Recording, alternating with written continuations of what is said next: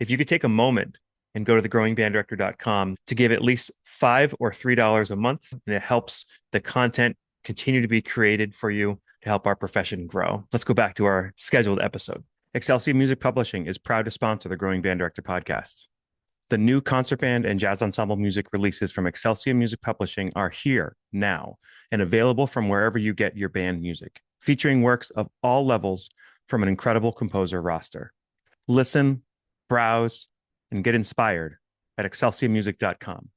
That's EXCELCIA music.com. Do you spend valuable time all year correcting students' hand position instead of focusing on the music? Thumb Gummy solves this. These simple, cost-effective teaching aids fit on trumpets and trombones to guide the right hand into proper position, reducing tension, improving form, and giving tactile feedback so students can focus on playing, not adjusting. It's easy to use, comfortable, and designed by teachers and players, not just for your beginners, but for older students as well. Join thousands of students and bands already seeing the difference. And keep an eye out for our new clarinet thumb rest coming soon. Visit thumbgummy.com to learn more. That's thumbgummy.com. Tuner Caddy is proud to sponsor the Growing Band Director podcast. The Tuner Caddy was created by Mark Casperson, a band director with over 38 years of experience. Like most of us, he was tired of dropped tuners, wasted time, and students fumbling with their gear. So he did what any passionate teacher would do. He invented a solution. Mark designed the original Tuner Caddy after testing 57 different versions. The classic model fits right onto most music stands, holds any tuner, and even has a pencil holder. Then he added the Student Pro, a slimmer, binder-friendly with magnets, so it sticks right to the wire stands. And now there's even the TCT60M, a full tuner and metronome combo that's transposable and includes a 6-foot mic. Super practical and more affordable than most other options out there. The best part is that these tools don't just help kids stay organized, they actually improve how we teach intonation and tone. Tuner Caddy is being used by some of the top programs in the country, from Texas to Virginia, and it's even been on stage at the Midwest Clinic and Music for All Festival. You can find Tuner Caddy at tunercaddy.com, at local retailers, or through Music and Arts, Sweetwater, and Premier Music Teaching Aids. They even offer support for educators writing grants. Check them out at tunercaddy.com. I just wrote a piece for the Oregon All-State Band. They're a grade 2, 3 ensemble. They're a middle school all-state band, and they played it fabulously. They could probably play a grade 4, 4.5. But I wrote them this piece, and they played it fabulously. Great conductor, understood the piece really well. But the piece has tons of syncopation in it that's possible for them, and a lot of cool trumpet parts that are a little higher than they're used to getting. But I don't just squeak the high note out. I work my way up to it. There's craft about how getting them to do it and do it consistently, especially if it's a piece for middle school and they're working a whole quarter or semester on it. Yeah. Them going up to a high G a couple times in the piece in a very methodical and accessible way is going to make them very comfortable playing a high G, and then it's going to become part of their embouchure, and they're going to become more, expand their range a little bit and their ability to hold it with good tone and good tonality. Yeah. So those things have to be approached. You can't throw a piece away because it has that note in there. You can go, well, I played this and this and this, and my trumpets can do this, my clarinets can go up to here, my flutes can go up to here, but I got to start stretching them or they're going to get bored. So you have to find a piece that methodically and possibly goes up to the things that they can't do, approaches that boundary, but doesn't just hurl them across it. Yeah. You have to lead them like the little sheep and just bring them to where you need to get them to go. It's very well said. So that's a good kind of segue into this portion where we're going to listen to 3 of your pieces. So the piece you're talking about is Renaissance, I believe it's pronounced. Yeah, Renaissance. It's the anglicized version of the French word Renaissance. So it's okay. Rebirth. And so the commission, so Darcy Williams from Styles Middle School was the conductor. Was she the one who reached out to you about doing the piece, or was it somebody from Oregon? No, there was a committee from the OMEA organization, and they said, well, we want to give a young composer a shot, and their idea of a young composer was Brian Balmage or Randall Standridge. And I go, those guys are in their late 40s. They've had a shot already as well. Yeah, they're well known. They're not starving. So Travis Freshner, a band director up there, loves my music and he's always pushing it. So he was on the committee and he goes, those guys are a little bit older. Let's try and get a little fresher music out there. So then I was lucky to get the commission, and I love writing for that level. I hang out usually in the 3 to 5 range. I don't get to write many professional level band pieces. or very young level band pieces, and which is in a stark comparison to what I do out here in Los Angeles. I write for some of the best musicians out here as an orchestrator and arranger. So I'm very used to hearing my music played flawlessly, impeccably, with great taste and style.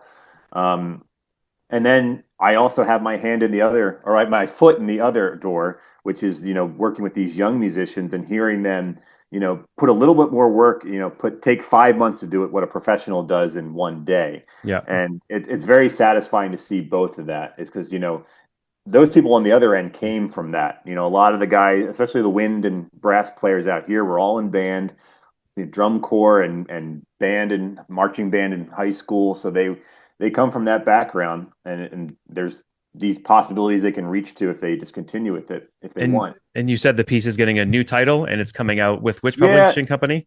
yeah. Renaissance, I think, is a too fancy of a title. People just like, what does that word mean? And is it did you misspell Renaissance? But yeah, it's renamed to Beyond the Blue. It'll be published with Chose. Okay. But the piece is all about I grew up in Philadelphia and went to school out in the Midwest pretty much and down in Virginia. So when I came out here to California, Long Beach in 2015, this thing, it was like a new chapter of my life, a reborn in the Pacific Ocean, just coming out here and being right in the middle of everything with the music scene out here and getting to work. And I came out here because I got a job as a staff arranger for the Southern California Brass Consortium, which is like the largest full-time brass organization, especially in Southern California or the West Coast. So they have 32 players, and they have harp, percussion.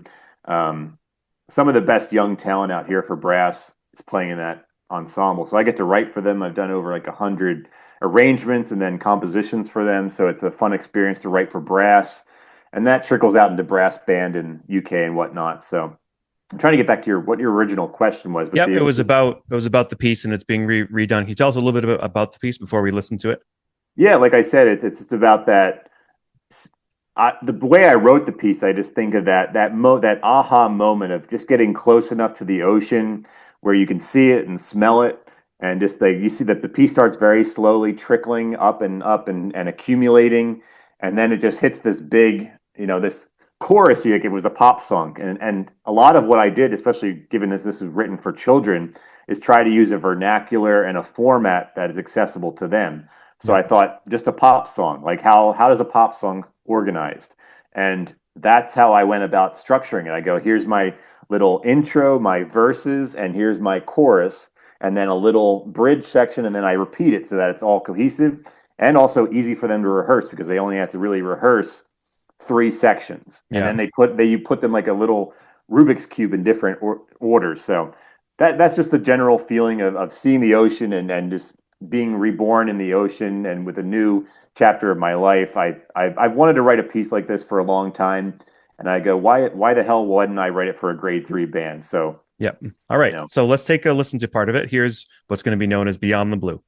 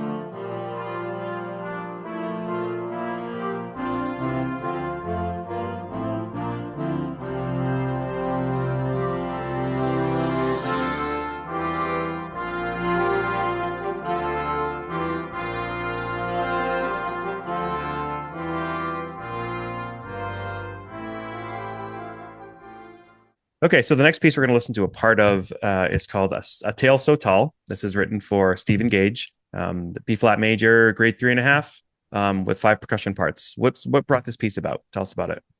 Well, sadly, it came about because of his passing. When I was a younger composer, right out of my undergrad, when I was still in grad school, Stephen Gage brought me in as a resident composer. I was probably 22, and he played a piece with his orchestra there. And then he played a piece of mine called Up with his wind ensemble, which was a incredible experience. And I got to be there for a week with him and get to know him. And he became a great friend that I talked to very frequently. And uh, he was interested in being a composer too. He had a great interest in composition and music and love of teaching and people. And he was always sharing me some of his arrangements and just getting advice. And I perplexed that a 50, 60-year-old man is asking a 20-year-old for advice, but that's just how he was. He was ageless in some ways. He just thought, I'm still a student. I'm still learning.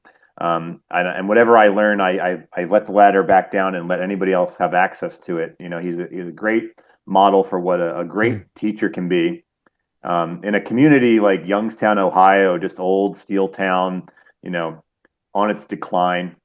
And he's the Leonard Bernstein there in that town. He's the conductor of he was the conductor of the youth symphony there, and he did the Packard Band out in Warren, Ohio, which is one of the endowed old bands, community bands in Ohio. So he was all over the place, which I think was ultimately his demise. That he was just doing so much all the time.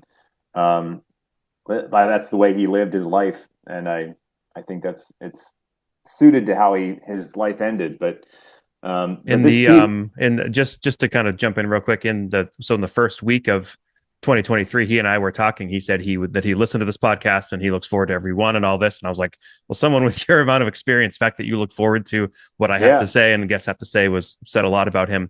And we had scheduled to talk after his surgery and get him on an episode of the podcast. And like literally, I'm looking right now at the last message that he sent me, and we didn't really know each other, but you could just tell right away that he was a super special teacher and human being. And oh unfortunately, yeah, that surgery that he went in for was where he passed away. yeah. He had a warmth about him from the first email I ever got from him asking him to come out. He was so excited to talk to me, and I go, "This is not my usual experience." Like if people are playing my music, it's just sort of like, "How much is the piece? Here's the money. Give me the piece," and then there's no questions or there's no like dialogue. And I think that's what I loved about Steve. Like he was on the same level as me in terms of love of music. He was so interested in it. He wanted to learn as much as he could and do it as much as he could. He was just addicted to it, like I Mm-hmm. am. And there was immediate warmth there and respect and mutual admiration, which I loved about him. All music aside, anything he would have done in life, he would have done with that same characteristic warmth and love. But if he, and that's a great thing. He was so interested in your podcast because even if 100 couple people listen to it, he's still interested in the dialogue. He wants to know what's going on. Mm-hmm. Keep the ear to the ground and see what band directors are actually talking about. Because when you become a college band director, you sort of might be out of the loop, or you put on a pedestal and you go, well, "I'm up here and they're down here." But he never saw that. He's like, I want to know what band directors are talking about. I want to know what the struggles they go through, and ultimately he wants to know how can I help. A college band director, other than just coming in for recruiting purposes, can come in and invigorate a musical community, which is a great position I'm in too, because I get to come in to people that might be burnt out or tired, or that students are hard to motivate, and you come in and I bring in sense of humor and openness and excitement, and bring the music I write along with me, or whatever they're working on. We work on that too, and you can bring in this sort of breath of fresh air, and they can sort of see what a professional looks like, and sort of engage with that, and then it holds the bar up a little bit higher. They want to impress you when they like you, and then so that can infuse a musical community for a few weeks, if not a few months after that happens. Bring somebody in from the outside, because otherwise you're in those four walls in the band room, and it's just this little microcosm where you're here and they're there, and nothing changes out of the typical dynamic, but then some a guest coming in, and that's why I always recommend this to the teachers. I go, if you're ever feeling lost in something, you can always reach out, especially with playing one of my pieces. Just have me in for a Zoom call with the ensemble, or talk to me on the phone, get a sense of the piece. If something's not working for you, or you don't know how to fix it, if you don't have this instrument, I'll write a replacement part for you. I'll write a cue into something. I'll figure out how to make it work for your group. Um, so, I mean, band directors do not have to be alone on everything. They don't have to know everything. They don't have to figure it out for themselves. There's so many other people out there. If they could just reach out and even just shoot the shit, or just vent a little bit about it, or just say, well, what pieces did you work on? Oh, I worked on that piece. How did you do this? How did you Yeah. work on that? We're all practicing the same trade, and I mean, it's not like it's trade secrets. We have to know what each other's doing, and Mhm. it's fun to show off at festival and say, I got my band to do this and this and that. But I think, especially being in the education field, we need to be able to share information and make sure everyone grows, not just our group. And I think sharing information and sharing strategy and rehearsal planning and all that stuff is great. I know you guys go to conferences and your, music education associations you have in every state. You can have conferences and little district region wide stuff that you can get a lot of good information from, and Yep. lectures and whatnot. But but yeah, Steve was great Great. at all of that, and very active in all of that, and education and performance at the highest level. And he wanted the music to really sing. He wanted the music to really be alive, and that was indicative in the tempos he chose, and the style and the volume at which he played. And he played big, and that's why the piece is Tale So Tall. Like, the story of him is so amazing, and it's like a tall tale. A tall tale is one exaggerated for the joy of telling the story. It makes it more fun to tell. Paul Bunyan was 7 feet tall, or whatever it was, and then it gets 8, 10, 11, 12, and more exaggerated. Makes Mhm. it more enjoyable. And that was Steve. He had sort of this tall tale figure of just being so energetic and so passionate about music, and it was very inspiring to other teachers.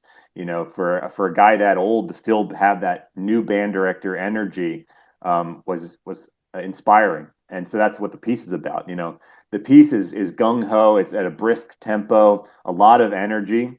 It's written in B flat major, no accidentals outside of it. So it's something I was like, how can I write a piece that is so accessible and so elemental? Like, the first scale we learn is B flat major. So, and I rarely write a piece in B flat major. So I said, well, I've saved this opportunity. Let me write a piece that sounds unique, in a key I've rarely ever written for a band. And then also in the style. And then at the very end, after this climactic, sort of ascendant moment, like I was talking about in the narrative, there's this calm, restful ending of the piece. And so I just thought about the character of Steve Gage and my impression of him, and make a musical caricature out of him. Um, because the way he lived, up to the last moments of his life, he was going at it. He was doing as much as he could. He was full of energy, and then just a peaceful ending. And I think it's suiting how he lived his life, and inspiring. And so I hope just having his little name on top of the piece on the commission, or the dedication, will get people asking about that. And we say this with everybody who passes away. Every time you tell their story, they live again. And keeping them alive is about keeping the memory alive. And if a piece can be that excuse to just to talk about somebody Mhm. and to remember somebody together, and expose students that would never have met him or could never meet him again, to his life and his story. I think that's the best tribute I could possibly think of. And Love when I that. wrote this, I was saying, well, let me use this as a fundraiser too. So I said, if you give X amount of money to the Stephen Gage Scholarship Fund, I'll give you this piece sort of as a freebie, sort of like your PBS tote bag for donating a certain amount of money. And we were able to raise a couple $1,000s for that. And that was a great little send off for me with Steve Gage, to see so many people rally around him and give money, and want to support his scholarship fund, which is still going. So you can go and visit, at ISU or at YSU, and give money to his scholarship fund, which is something I think Steve would have really believed in. And then this piece is just a Steve piece. It's just fast, it's vibrant, it's got a lot of musical content in there. And the way I write it is to say there's maybe 4 or 5 themes, but they're like modular kitchen cabinets. You know, they all fit together. You can put all the themes together and create different textures. You know, like having 4 foods and putting on a plate in different styles. Like Hmm. it's that's how I designed the music to be. You know, very what was the word I was just using? Modular. Just Yeah. everything fits together. And Granger does this kind of stuff too, like the way he weaves themes together, and whether they're the prominent theme or the sub theme or like the counter melody, or they're in this voice or this voice. It's a very simple way to develop melody and to create form.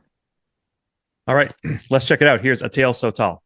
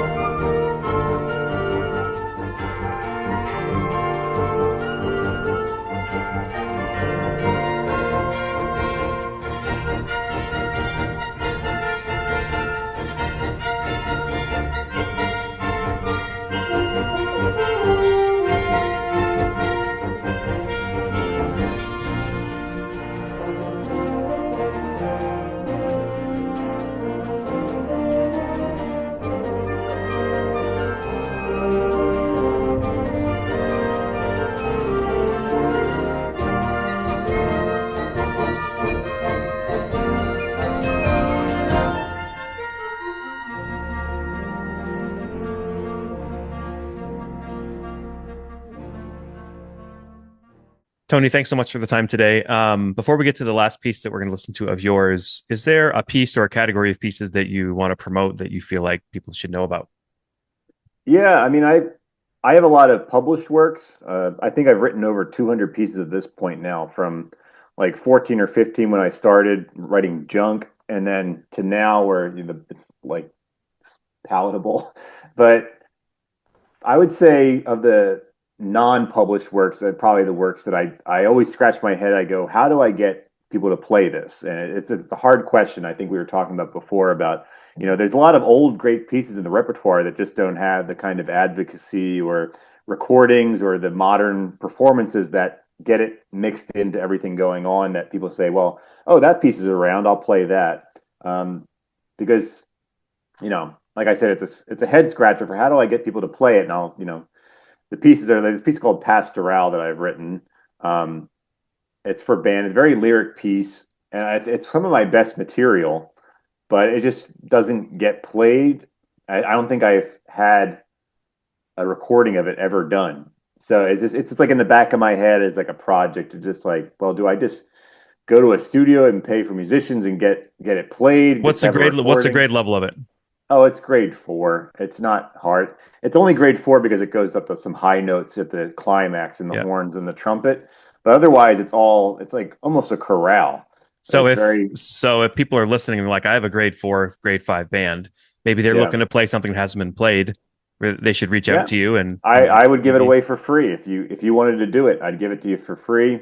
I'll give you a free Zoom call if you want to work on it. You know, love it. all the things I give out to anybody who purchases my music, whether it's from me directly, a self-published piece, or a piece from Chose or Alfred or whatever it is. My lines are open. I just put that out there as an announcement. Just anybody can contact me whenever they want, and I'll try and get back to you. And I'm pretty good about getting back to it because I'm all about great performances of music. And even if it's mine or somebody else's, or if you want to ask me, I have a lot of people asking me stuff about the score studies that I do. They go, well, what about this part in Chester Overture, or this part in George Washington Bridge? I can never figure out. And we sit there and have an hour-long conversation about it. And they leave that phone call with an idea and an inspiration to actually approach that, and it makes the music better.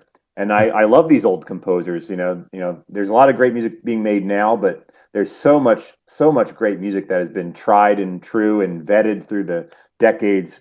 That's just as juicy with music as something now is, if so, maybe more so. But you can't talk to some of those composers, so I'm here for you. I'm here for music. I'm here for to be a utility and a resource to make sure that the best music is made, and that your band sounds great or your orchestra sounds great, and to inspire the kids to want to play it better. Especially talking and knowing the composer makes it more real to them, and then Yep. they actually want to please you, and they get a sense of your personality. And a lot of the times I go in for these Zoom calls, the impression is, oh, there he is, like the Great Oz up on the giant screen in the band room, and just like, is he gonna chew us out? Is he gonna be mean? Is he gonna be completely full of shit, or like some huge ego composer? And then I just talk to them as like I'm talking to you now, and they go, okay, like he's not gonna chew our head off if we get it wrong.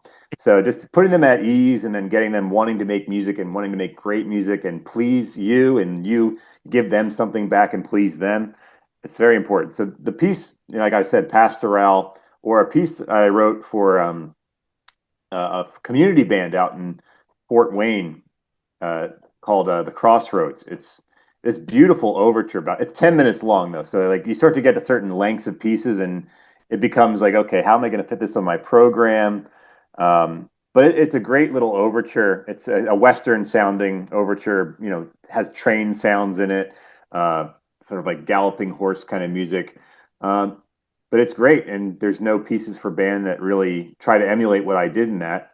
Um, there's some pieces that come close to it, but this is, to me, I just wanted to write something longer because I usually get commissioned to write something that's like 5 minutes or less, or maybe 5 to 7 minutes. And I was like, let me just really stretch out here.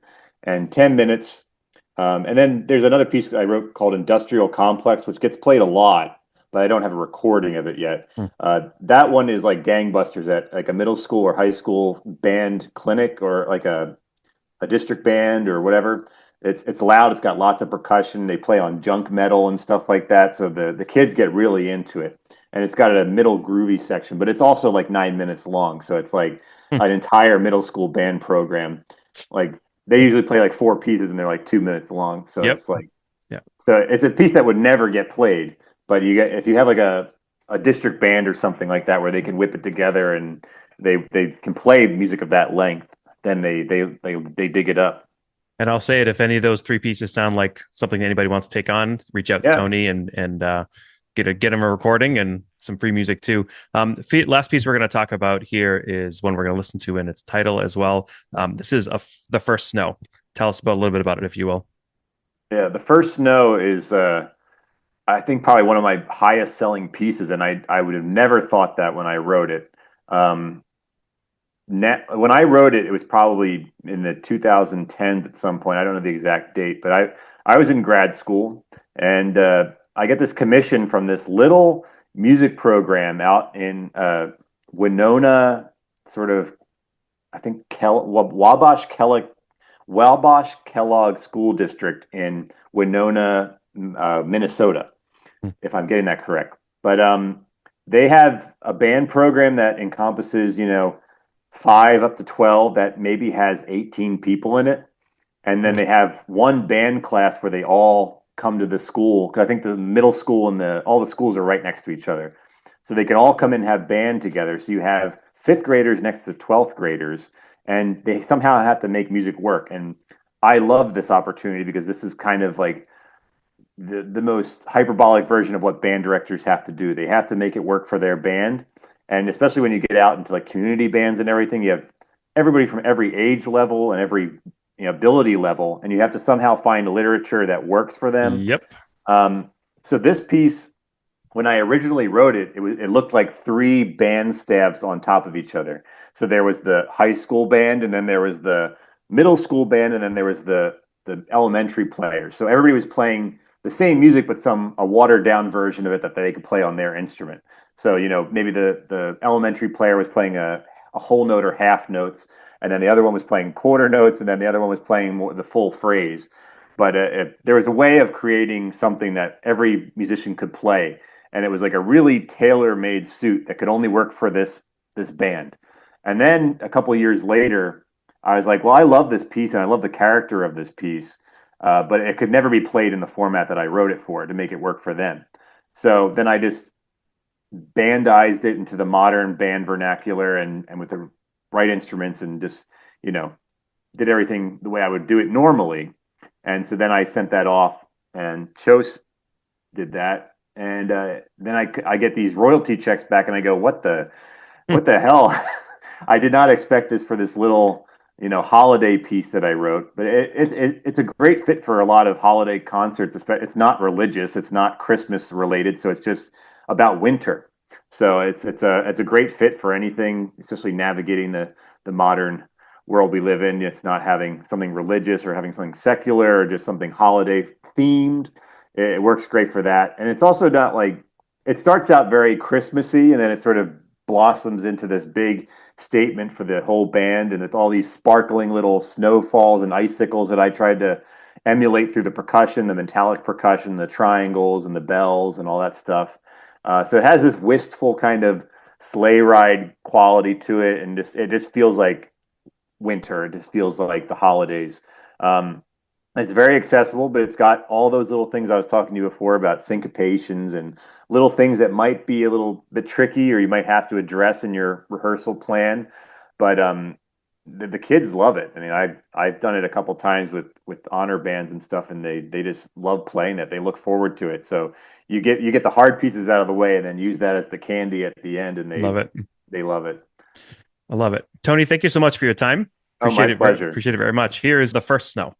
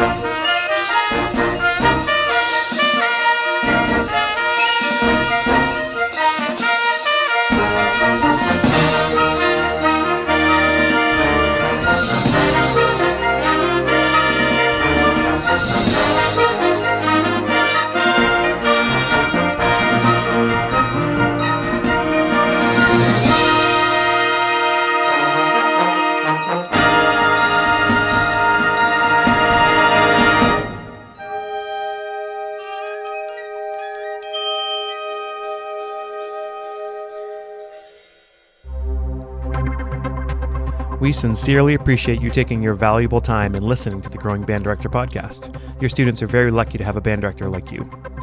If you have any suggestions for episode topics or think you have an area of expertise to share on a show with us, please reach out.